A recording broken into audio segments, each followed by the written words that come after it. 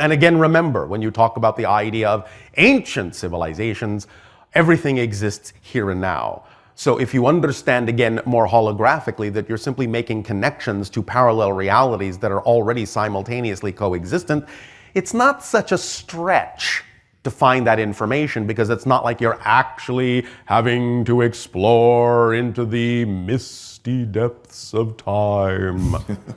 It's all right here, right now. All you have to do is shift into the vibration of the connections you already have and the incarnations you have in those civilizations to connect with the version of your oversoul that is in those civilizations, and simply have a conversation with them about what those civilizations are like.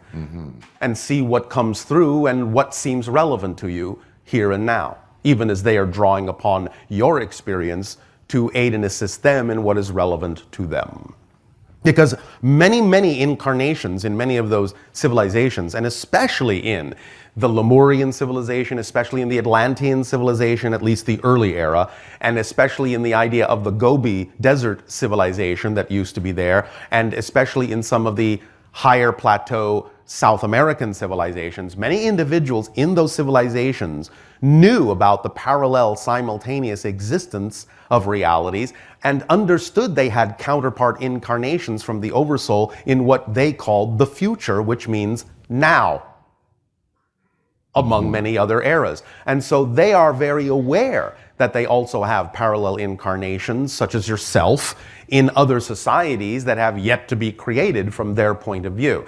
So they individually have already established a kind of a bridge or a link that you can also establish from your end. And thus, in connecting to those individuals in those civilizations that already know about parallel realities, such as your own, in what they would call the future, you can more easily establish a link with them and download information from them, as they will thus then download information from you about those future civilizations. And that is the source of some of the prophecies and predictions that have occurred in your ancient texts, is they simply had a discussion with a counterpart in that civilization that represented a future parallel reality, and simply wrote down part of the discussion.